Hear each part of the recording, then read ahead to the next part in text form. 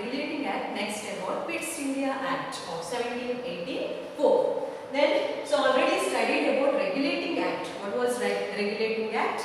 Regulating Act was implemented in the year 1773. The main reason for the implementation of Regulating Act was to control or to regulate the activities of British East India Company, especially the members of British East India Company. So next, after Regulating Act, next Pitt's India Act. It was implemented in the year 1784. Pitt's India Act was also called as East India Company Act. East India Company Act was also called as Pitt's India Act because Pitt's India Act was implemented by William Pitt, the Prime Minister of Great Britain. The Prime Minister of Great Britain, William Pitt, implemented a new act called as British East India Company Act.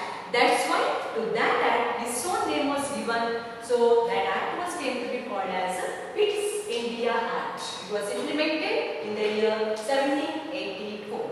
Then what was the main aim of Pitt's India Act? Why Pitt's India Act was implemented in India?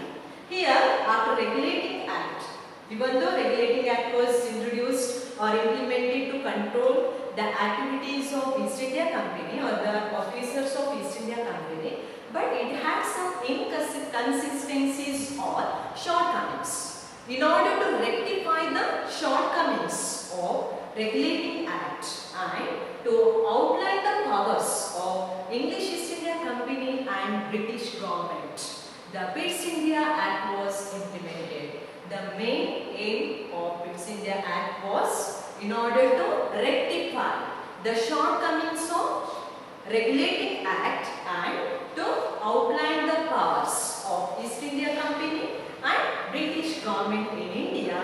The Pitt's India Act was implemented and it was implemented in the year 1784. This date was very important. You have to remember that. And first one is Regulating Act that was implemented. That was the first law implemented by British in India. That was Regulating Act. That was implemented in 1773. So after 1773, next act, Pitt's India Act in the year 1784. So here what are the changes took place in India? So what were the changes took place here? This East India new institution called Board of Controllers were appointed. After this Pitt's India Act, here a new institution called Board of Controllers were appointed in the place of Board of Directors. Board of Directors were replaced by Board of Controllers. Board of Controllers appointed in the place of Board of Directors. It consists of total 6 commissioners. Earlier there was a Board of Directors. So Board of Directors that was related to British East India Company. So these Board of Directors were replaced by one more new team that was called as what? The Board of Controllers. It consists of 6 commissioners. Then what was the main duty of these Board of Controllers? Here they got the power to direct and control.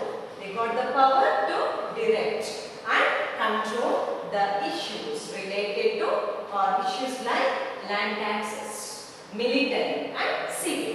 These 3 main issues dealt with whom? Dealt by these people, that is Board of Controllers. The subject or the matters or the issues related to these 3, that is one is land taxes, next military and third one is civil.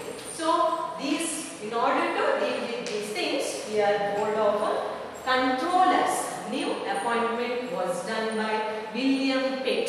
So this was the change was took place here after the introduction of Pitt's India Act.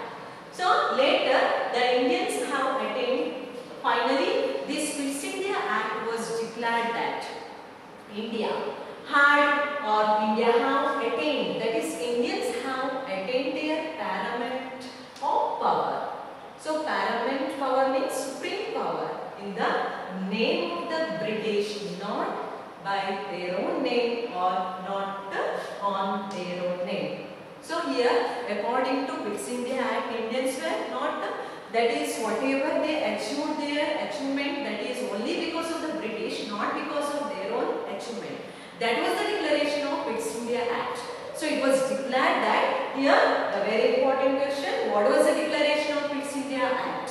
The Pitt's India Act declared that the Indians have attained their paramount power, supreme power. Paramount power means supreme power in the name of the British Empire, in the name of British Empire, but not on their own. That was the main declaration of Pitt's India Act. It means Indians were unfit for the achievement.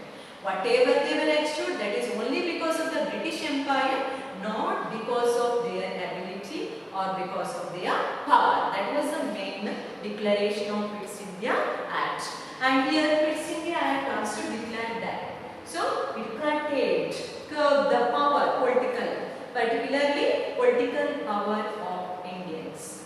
So the possessions, the areas of the main Indian areas which were under the control of British East India Company were the integral part of the British Empire. Pitt's India Act declared that whichever areas were under the control of British East India Company was the main or the important part of British Empire in India. That's why England or the government of England became the ultimate ruler of India.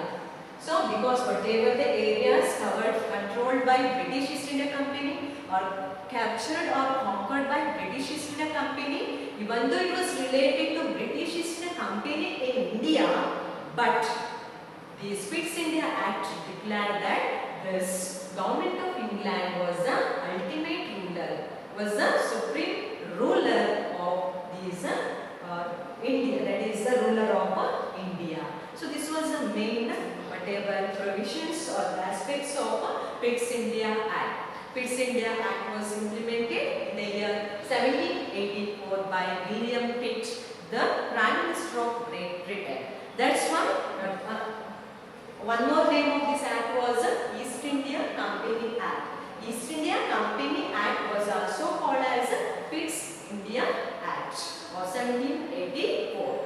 The main intention of implementing Pitt's India Act was to rectify the problems of regulating act and also to outline or design the powers, of English East India Company and British government in India.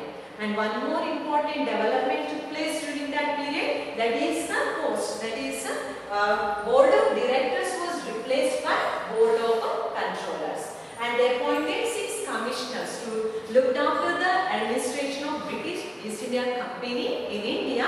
Board of Directors were replaced by Board of Controllers consisting of 6 commissioners.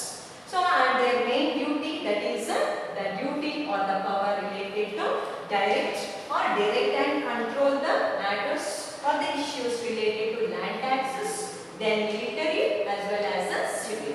This was the main provision of this act, that is Pitt's India Act. Finally, it declared that Indians have attained their paramount or supreme power in the name of British Empire, but not on their own. That was the main declaration of Pitt's India Act. So in this way, the political powers of India were completely curtailed by Pitt's India Act.